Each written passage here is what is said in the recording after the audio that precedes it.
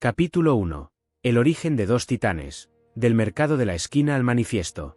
Imaginen por un segundo, dos ejércitos inmensos, con banderas opuestas, luchando por el control del mundo. Uno vestido de oro y el otro de rojo. Es la batalla que ha definido el último siglo, pero, ¿qué pasaría si les dijera que la guerra de verdad no está en el campo de batalla, sino en su propia vida, en cada decisión que toman, desde el café que beben hasta el teléfono que tienen en la mano? Hoy, vamos a desenmascarar dos de las fuerzas más poderosas que han moldeado la historia humana: el capitalismo y el comunismo. Olviden lo que creen saber. Olviden las etiquetas. Olviden los bandos políticos.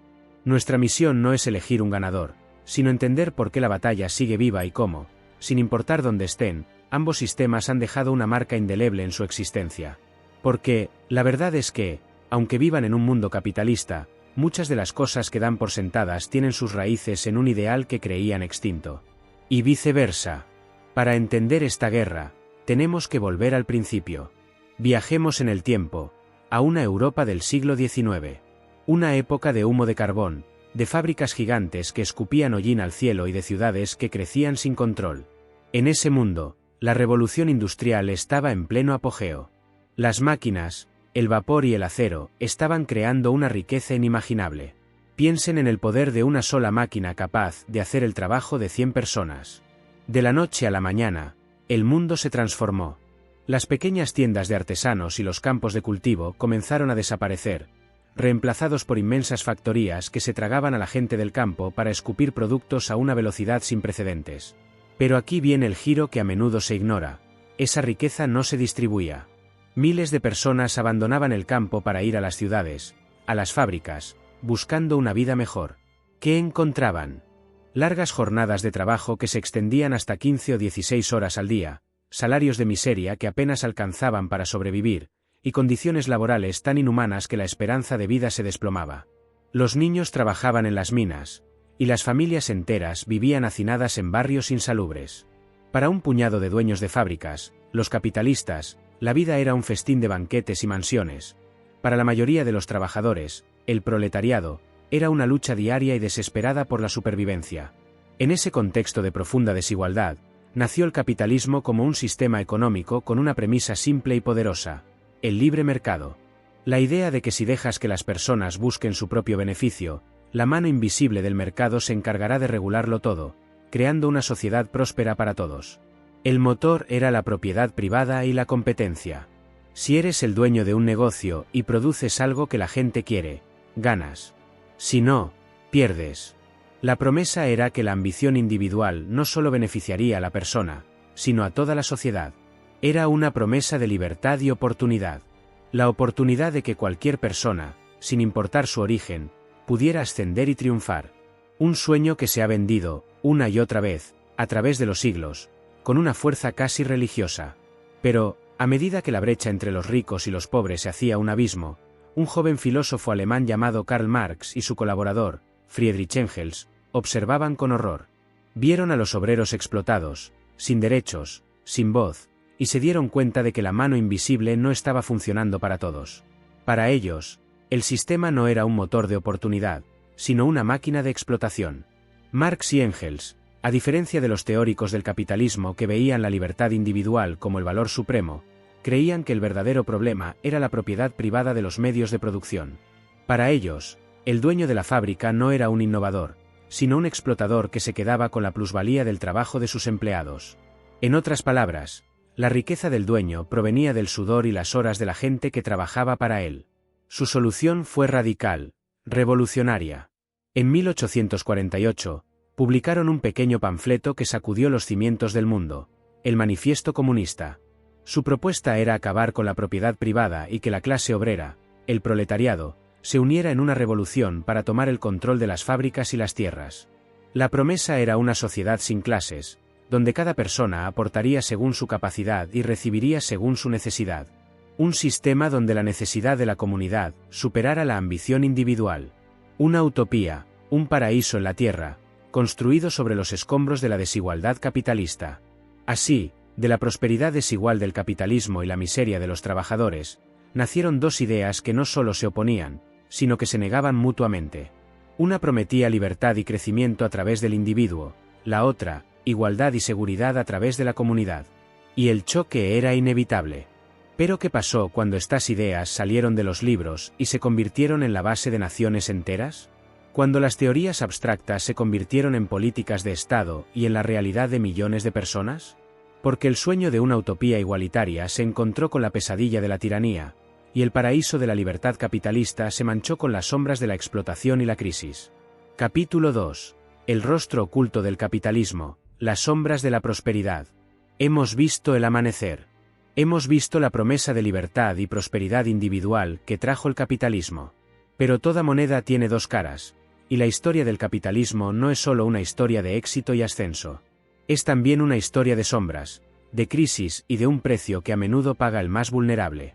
Si el capitalismo fuera una persona, sería un genio ambicioso y brillante, pero con un lado oscuro, propenso a la avaricia y a olvidar a los que no pueden seguirle el ritmo.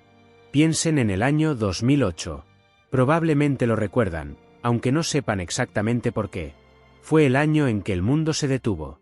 Los mercados bursátiles se desplomaron, los bancos colapsaron y millones de personas perdieron sus hogares y sus ahorros. Fue la Gran Recesión. No fue un evento aislado, fue el resultado directo de una falla en el sistema capitalista, la especulación descontrolada y la búsqueda de ganancias a cualquier costo. Bancos y agencias de crédito jugaron con préstamos hipotecarios de alto riesgo, creando una burbuja que, inevitablemente, explotó. Y cuando explotó, no fueron los banqueros quienes pagaron el precio, sino las familias comunes, que se vieron arrastradas por una tormenta económica que no entendían. Se sintieron como rehenes en una película de desastres, viendo cómo su vida se desmoronaba por decisiones tomadas en salas de juntas lejos de su alcance. Esto nos lleva a una de las mayores críticas al capitalismo, su tendencia a crear crisis cíclicas. A lo largo de los siglos, el sistema ha experimentado periodos de auge seguidos de dolorosos colapsos. ¿Por qué? Porque el capitalismo, en su forma más pura, no tiene un freno de emergencia. La búsqueda de ganancias a menudo lleva a la sobreproducción, la especulación y la deuda insostenible. El mercado, esa mano invisible que se supone que lo regula todo, a veces se vuelve ciego, o peor, se convierte en un casino gigante donde las fichas de los jugadores son las vidas de las personas. Y lo más frustrante es que, después de cada crisis, la misma historia parece repetirse. Los gobiernos intervienen para rescatar a los grandes jugadores, mientras que el ciudadano de a pie se queda con las migas y la incertidumbre. Es un ciclo de boom y bust que genera una inmensa inestabilidad para la gente común. Y luego está la desigualdad. El capitalismo premia la competencia y el éxito individual. Y eso, en teoría, suena justo. Pero en la práctica, ha creado un abismo entre el 1% más rico y el resto de la población. Las grandes empresas y los individuos con capital tienen una ventaja desproporcionada. Pueden invertir, adquirir otras empresas y acumular una riqueza que la mayoría de la gente jamás soñaría. ¿El resultado? Mientras unos pocos construyen fortunas inimaginables, otros luchan para llegar a fin de mes. La promesa de la movilidad social, de que cualquiera puede ascender, se vuelve cada vez más difícil de alcanzar en un mundo donde la riqueza se hereda y el juego está, en muchos sentidos, amañado. Piensen en cómo ha cambiado el mercado laboral en las últimas décadas. La seguridad laboral se ha vuelto un lujo. Los trabajos de por vida son cosa del pasado. Hoy, muchos se enfrentan a salarios estancados, empleos precarios y la constante presión de tener que reinventarse para seguir siendo relevantes en un mercado competitivo. Todo mientras la productividad sigue aumentando, pero los beneficios de esa productividad se concentran cada vez más en la cima de la pirámide. Es como si estuvieran corriendo más rápido en una cinta de correr que va cada vez más deprisa, pero sin avanzar. Además, el capitalismo salvaje ha tenido un impacto brutal en el medio ambiente. La lógica de la producción y el consumo sin fin choca directamente con la finitud de los recursos del planeta. Para maximizar las ganancias, las empresas a menudo externalizan los costos, es decir, no pagan por el daño que causan al medio ambiente. La contaminación, el cambio climático, la sobreexplotación de los recursos naturales, son efectos secundarios del sistema que nos promete un crecimiento ilimitado en un mundo que tiene límites muy reales.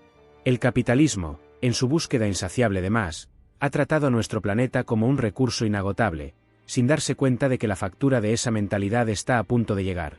Así que, mientras el capitalismo nos ha traído avances tecnológicos asombrosos, Desde los teléfonos inteligentes que tenemos en nuestras manos hasta las medicinas que salvan vidas, también nos ha dejado con una serie de preguntas incómodas.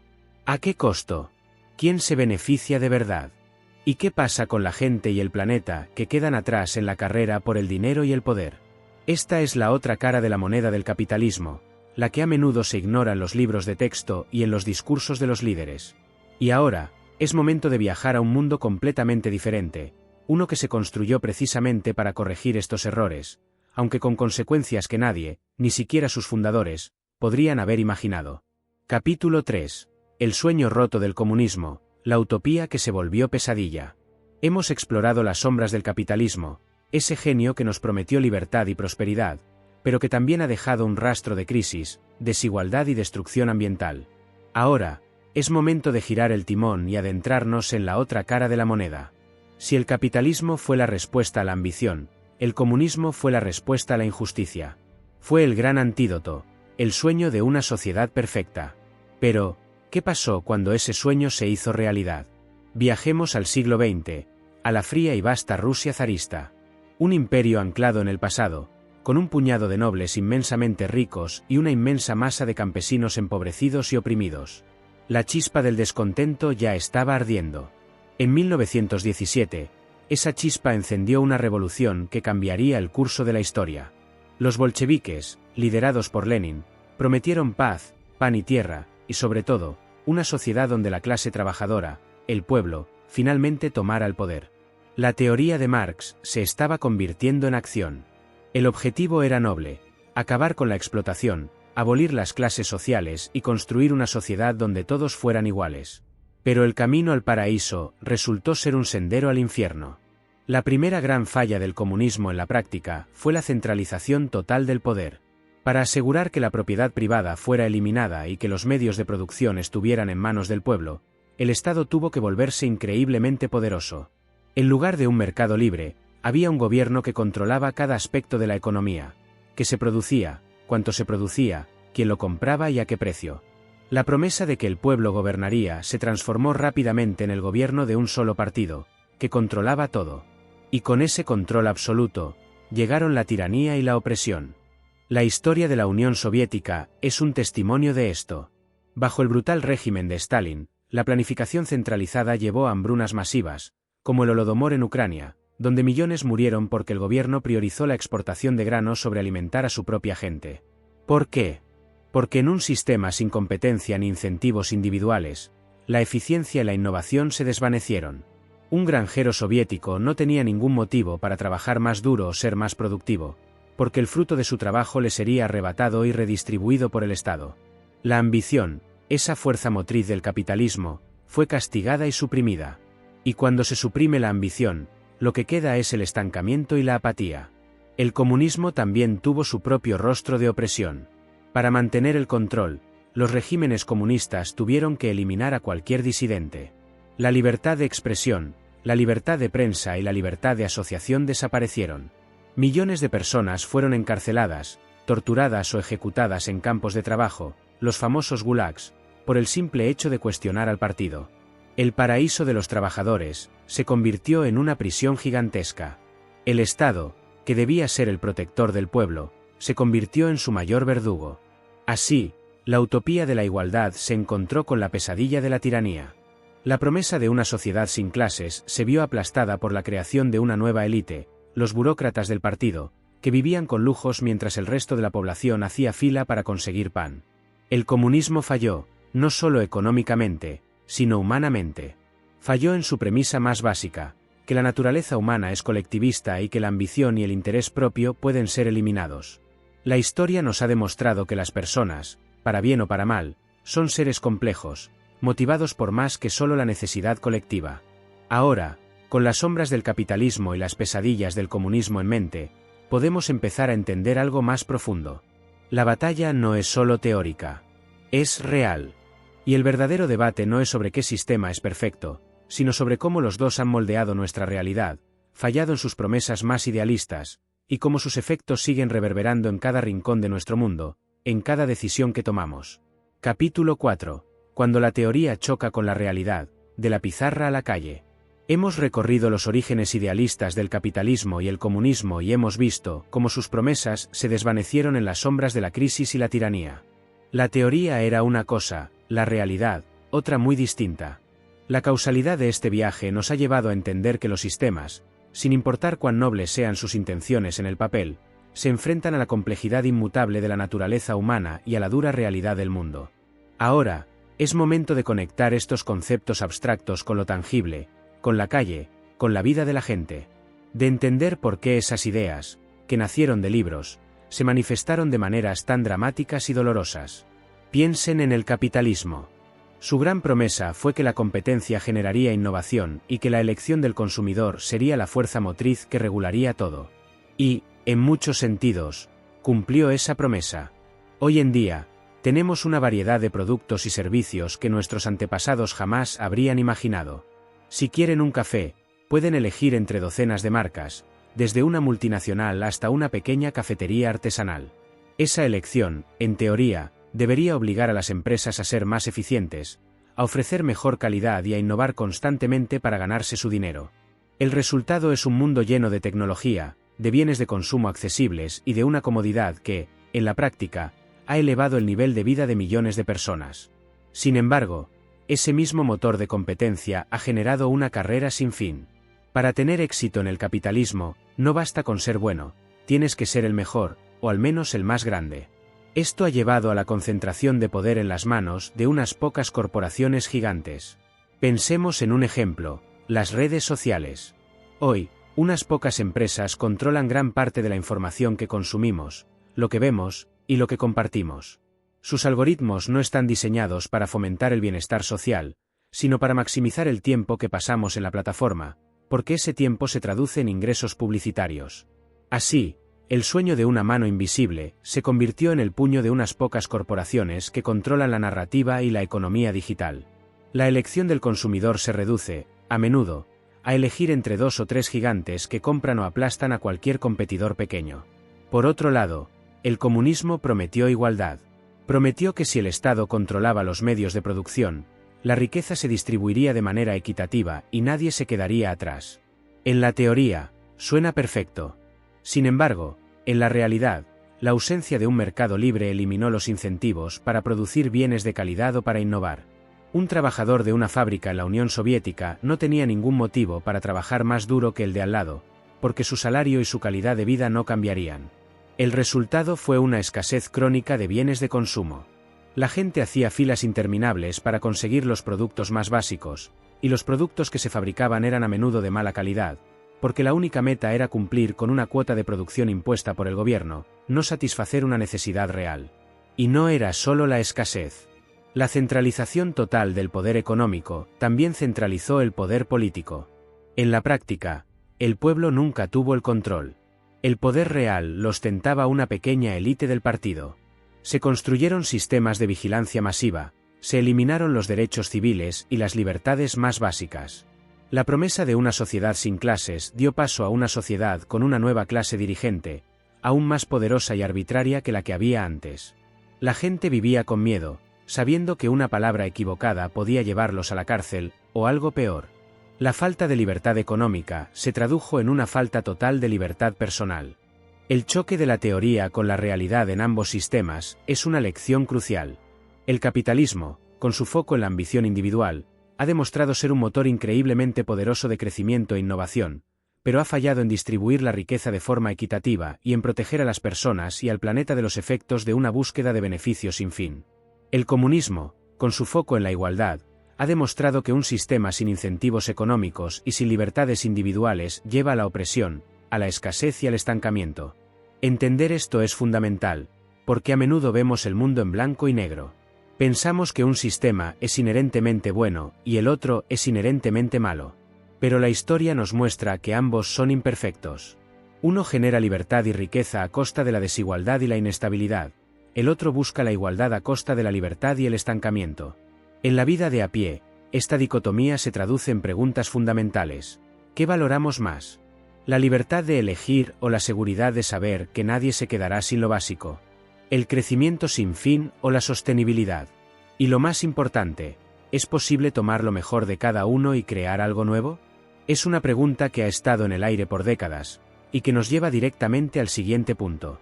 A cómo estas dos ideas, a pesar de sus fracasos, todavía se manifiestan de formas inesperadas en nuestras vidas. Capítulo 5.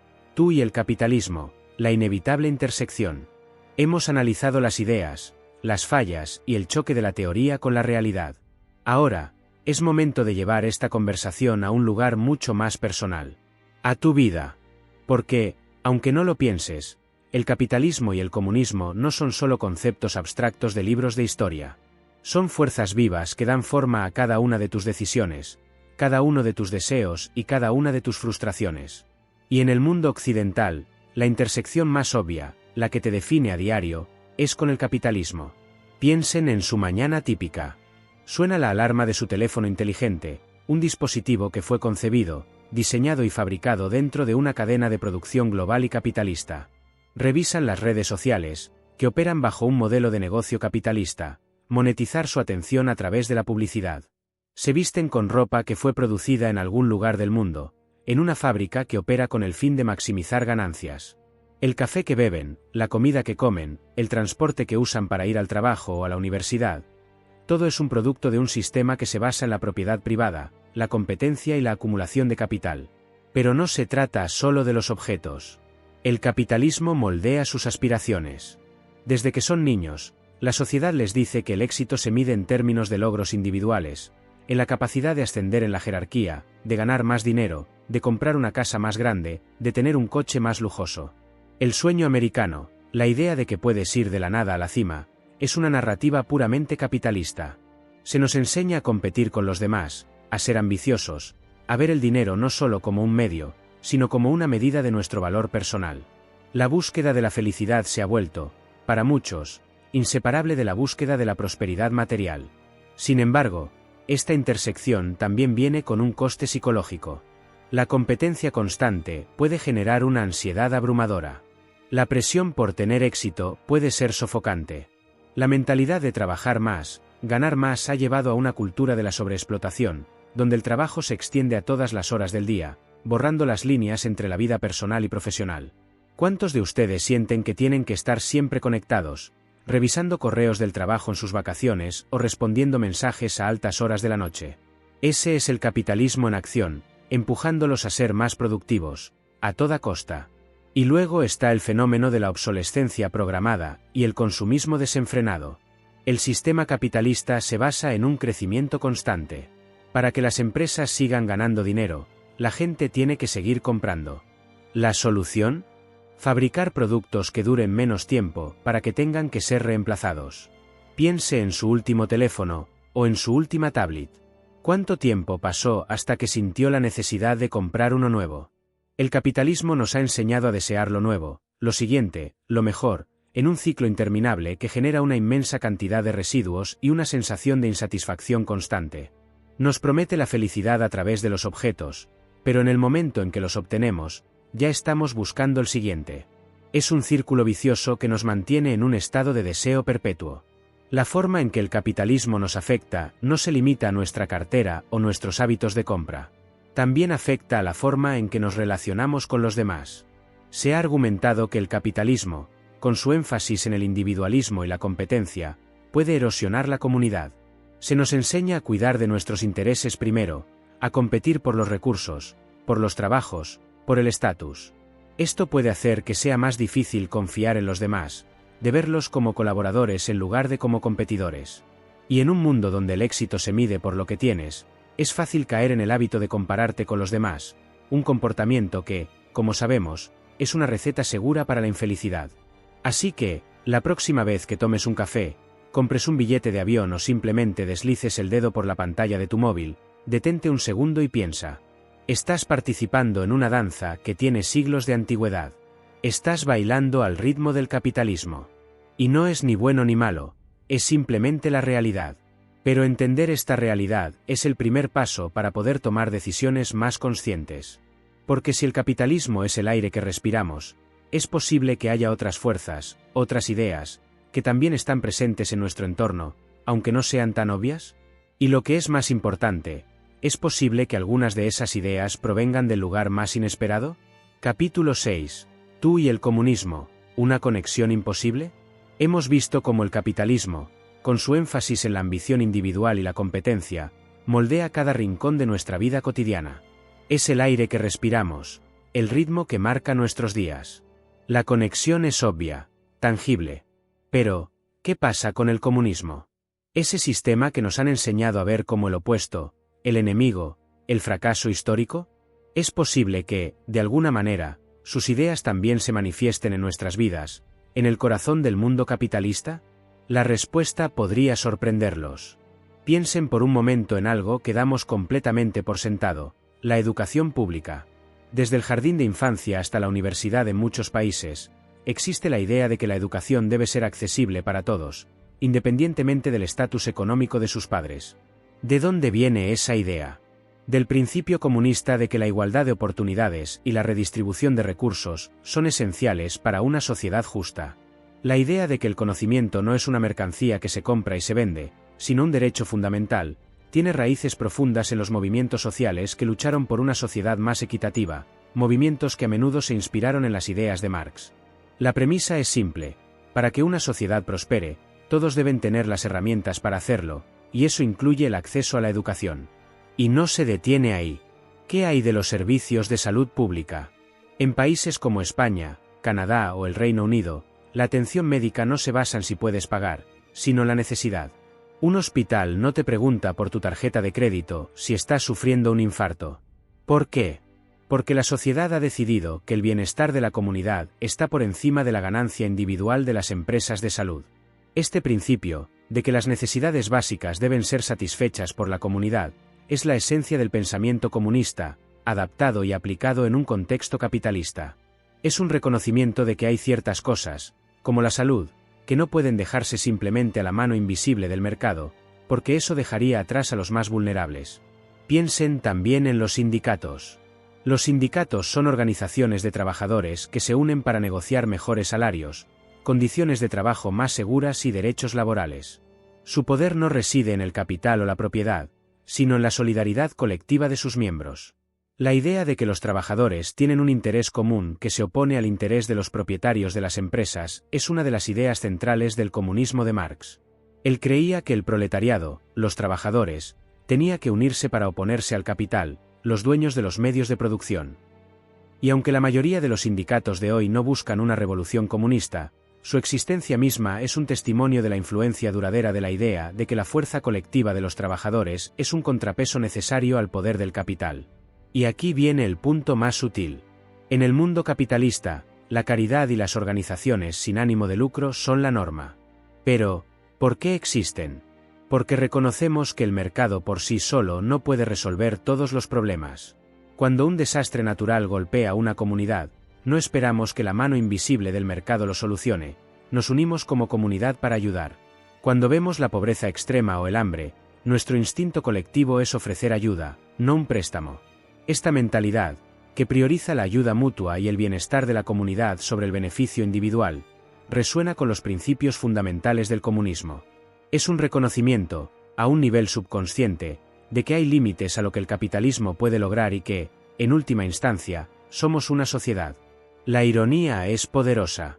Los países que se consideran baluartes del capitalismo han adoptado, de una u otra forma, principios que se derivaron de la filosofía que juraron destruir.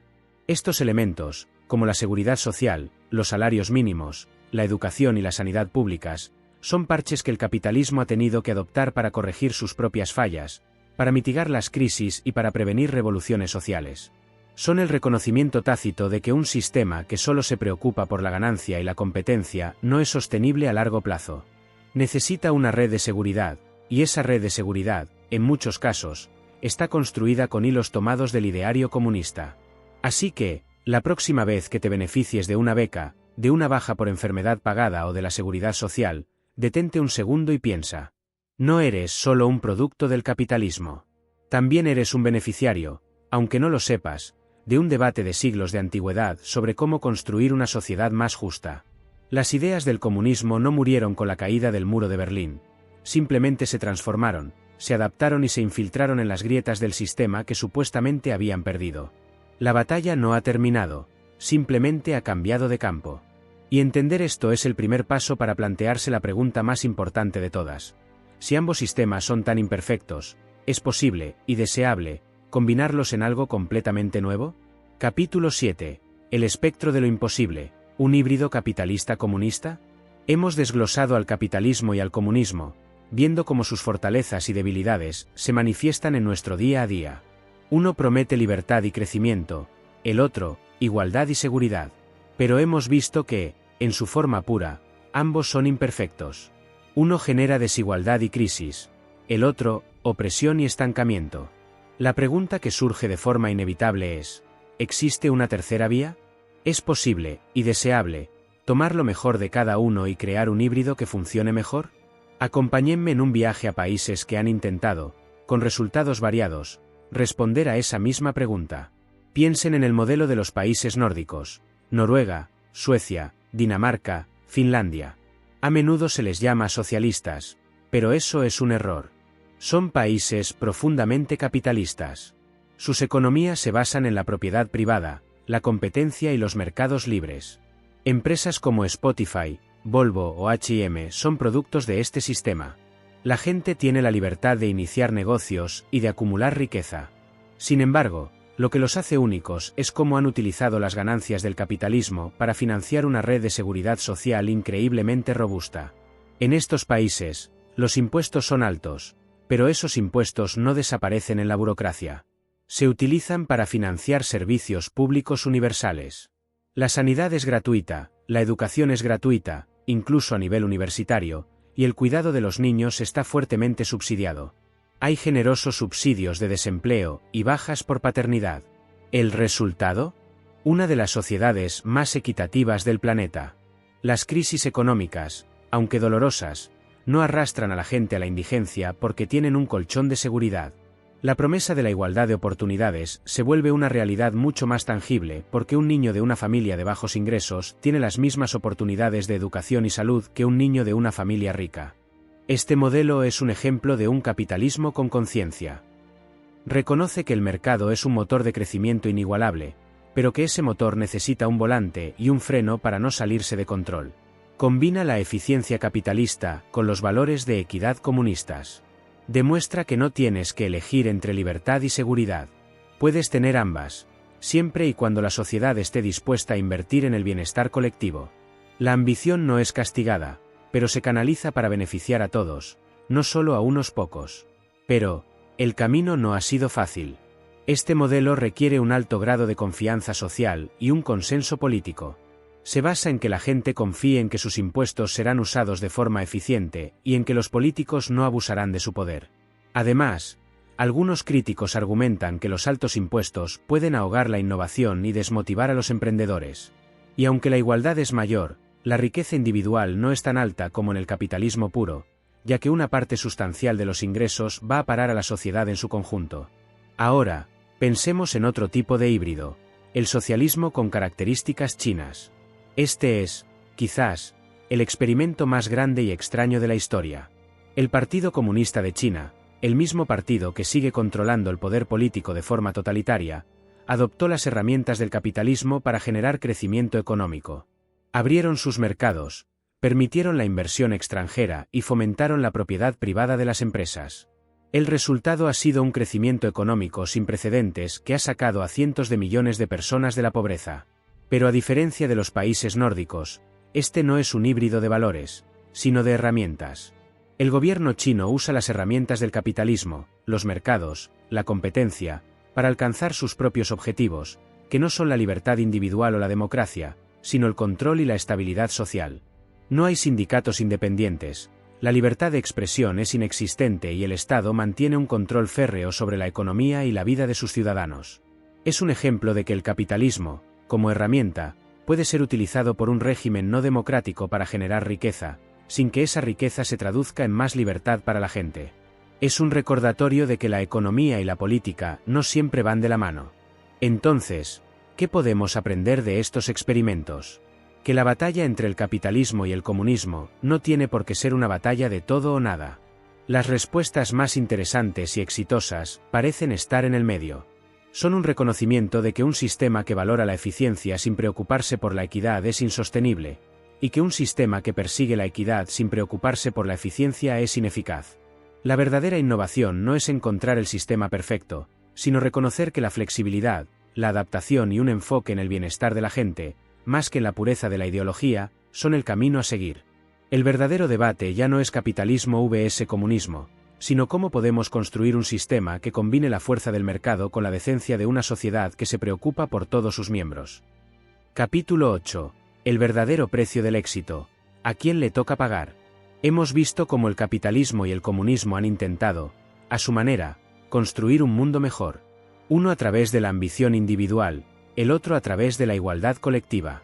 Y hemos visto que, a pesar de sus promesas, ambos han fallado en sus formas más puras. La pregunta que sigue es, cuando un sistema funciona, ya sea a través de la creación de una riqueza sin precedentes o la promesa de una sociedad igualitaria, ¿quién paga el precio? ¿Dónde quedan las externalidades, las consecuencias no intencionadas? La respuesta, tristemente, es que el precio casi siempre lo paga la gente más vulnerable y el planeta mismo. Piensen en la huella de carbono. La revolución industrial, impulsada por el capitalismo, nos dio fábricas, coches y electricidad. Nos dio una comodidad y un nivel de vida que se ha convertido en la norma. ¿Pero a qué costo? La quema de combustibles fósiles, la contaminación del aire y del agua, la deforestación a gran escala, son subproductos directos de una lógica capitalista que persigue el crecimiento sin fin y que no tiene en cuenta las consecuencias ambientales. En el modelo capitalista más puro, si una empresa puede maximizar sus ganancias contaminando un río, lo hará, a menos que un gobierno intervenga y la obligue a pagar por ello. La gente que vive río abajo, la vida silvestre, los ecosistemas, se convierten en externalidades, en costos que no se reflejan en el balance de la empresa. El precio de tu teléfono, tu camiseta o tu comida rápida no incluye el costo real que la producción de esos bienes tiene para el planeta. Y ese es un precio que, tarde o temprano, tendremos que pagar todos. Pero el comunismo tampoco es un modelo de sostenibilidad. De hecho, en su búsqueda por la industrialización masiva y la autosuficiencia, los regímenes comunistas causaron desastres ambientales de proporciones épicas. La contaminación en la Unión Soviética fue rampante. El desastre de Chernóbil no fue solo un accidente nuclear, fue el resultado de un sistema que priorizaba la producción por encima de la seguridad y la transparencia.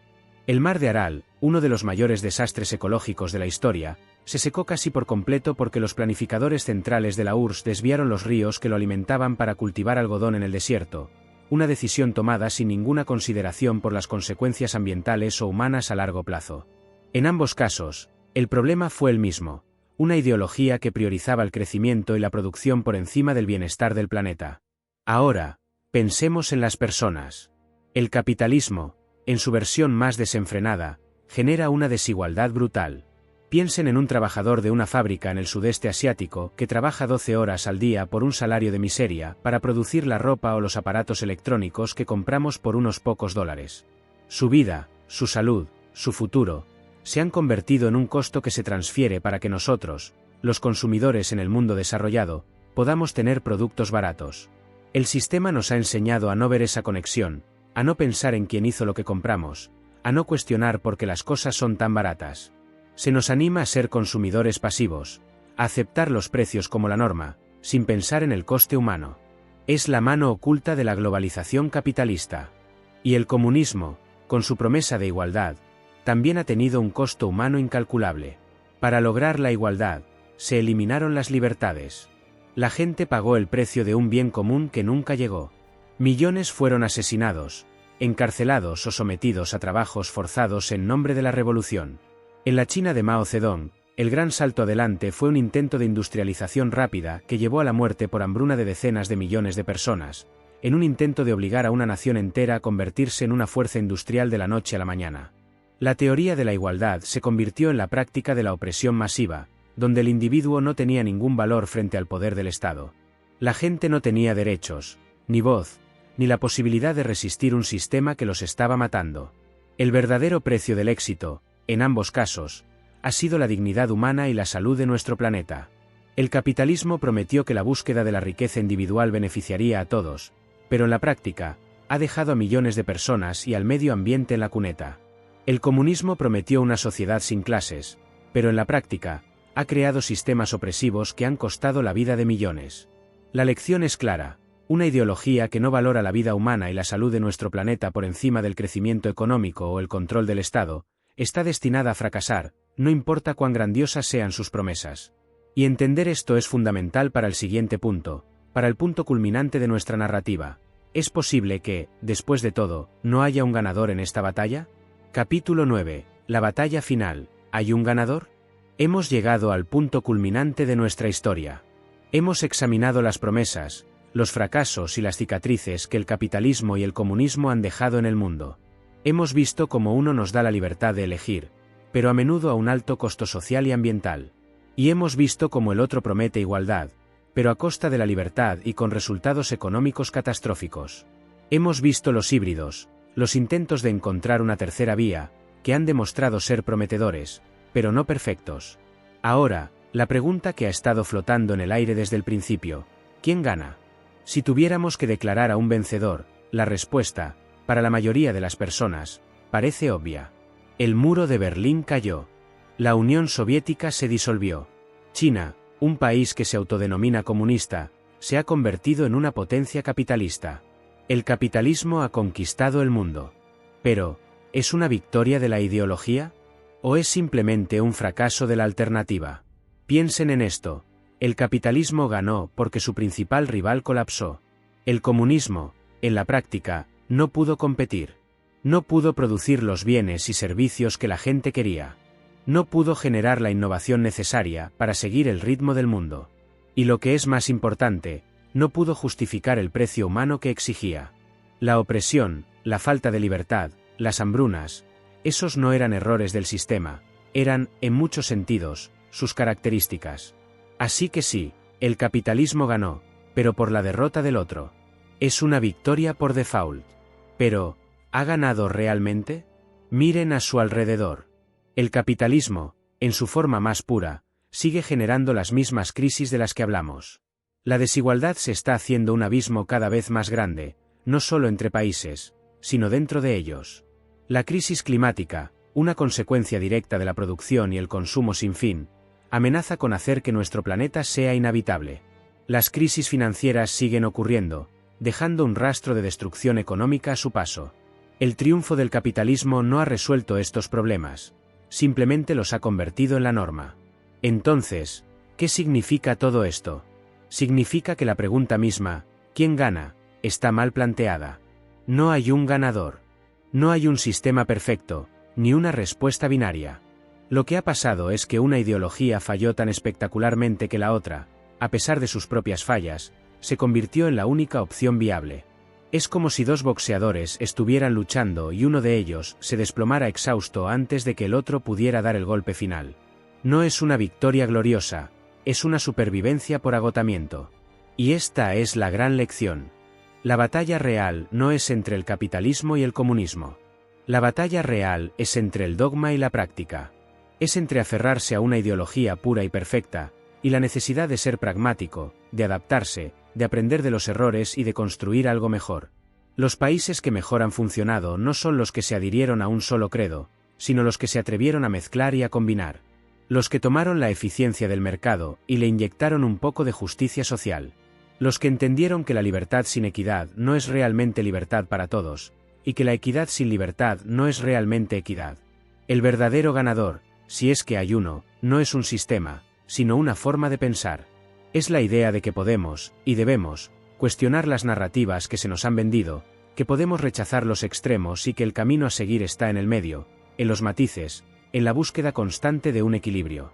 La batalla ya no es por una utopía, sino por una realidad imperfecta, pero sostenible y más justa. Es una batalla por el pragmatismo, por la humildad de admitir que no tenemos todas las respuestas, y por la audacia de seguir buscando una mejor manera de vivir juntos. Y esto nos lleva a la conclusión de nuestro viaje. Hemos visto de dónde venimos, dónde estamos y por qué hemos llegado hasta aquí. Ahora es momento de mirar al futuro, a las decisiones que están en sus manos, a la única parte de esta historia que todavía se está escribiendo. Porque la lección más grande de todas es que la ideología no importa si no se aplica a tu vida, a la de tus vecinos, a la de tu planeta. Y ahora, es momento de que pienses, de forma personal y reflexiva, en la pregunta final. Capítulo 10. Más allá de la ideología, una reflexión personal. Hemos completado el círculo. Empezamos en las polvorientas fábricas del siglo XIX, navegamos por las crisis financieras y las utopías fallidas, y terminamos en una batalla que, en realidad, no tuvo un ganador claro. Hemos visto que la guerra entre capitalismo y comunismo no se ganó en el campo de batalla, sino que se ha transformado en una lucha de ideas que aún resuena en nuestra vida diaria. Ahora, la pregunta final es para ti. No para el mundo, ni para la historia. Para ti, la persona que está viendo esto. Mira a tu alrededor. Los objetos que te rodean. La casa en la que vives, el coche que conduces. Son el resultado del capitalismo. No son ni buenos ni malos, simplemente son. Son el fruto de un sistema que premia el deseo, la ambición y la capacidad de producir y consumir. Pero, al mismo tiempo, piensa en la calle.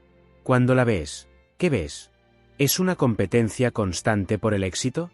¿O es una comunidad, con servicios que se dan por sentados, como los bomberos, la policía, los hospitales? Esos servicios, que se pagan con impuestos y se basan en la idea de que la sociedad tiene una responsabilidad con sus miembros, tienen ecos del comunismo. La ironía de nuestra era es que vivimos en un mundo donde el debate ideológico está más polarizado que nunca, pero la realidad de nuestra vida es un híbrido de ambos. Nos encanta la libertad de elección del capitalismo, pero nos aterroriza la idea de no tener una red de seguridad. Queremos que la gente sea libre de triunfar, pero nos indigna la idea de que ese triunfo se consiga a costa de la explotación o de la destrucción ambiental. Anhelamos la igualdad, pero nos resistimos a la idea de que alguien nos quite lo que hemos ganado con nuestro esfuerzo. Entonces, ¿qué hacemos con esta información? La respuesta no es sencilla, porque no se trata de elegir un bando. Se trata de entender que la vida es más compleja que una etiqueta. Se trata de dejar de pensar en términos de nosotros contra ellos y empezar a pensar en cómo podemos construir un sistema que nos beneficie a todos. La transformación que prometimos al principio no era darte la respuesta final, sino equiparte para que te hagas las preguntas correctas. La próxima vez que escuches a alguien criticar al capitalismo o al comunismo, en lugar de tomar partido de inmediato, detente y reflexiona. Pregúntate, ¿qué aspecto de este sistema beneficia mi vida? ¿Y qué aspecto me genera ansiedad o me parece injusto? ¿Qué puedo hacer, como individuo, para cambiar el equilibrio? Porque al final del día, los sistemas no son fuerzas inmutables, son el reflejo de las decisiones que toma la gente, de las leyes que votamos, de las empresas que apoyamos y de las conversaciones que tenemos.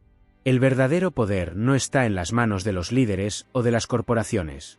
Está en la forma en que tú, y millones de personas como tú, eligen navegar por este mundo imperfecto. El futuro no será dictado por el capitalismo o el comunismo, sino por la forma en que los combinemos, los reformemos y los mejoremos. Será un futuro creado por el pragmatismo, no por el dogma. Será un futuro donde la pregunta no sea qué sistema gana, sino cómo podemos construir un mundo donde la libertad no genere desigualdad y donde la igualdad no anule la libertad. Ese es el verdadero desafío. Esa es la recompensa final. Y ahora, con esa nueva perspectiva, la pelota está en tu tejado. Te toca a ti decidir qué hacer con ella. La historia no ha terminado.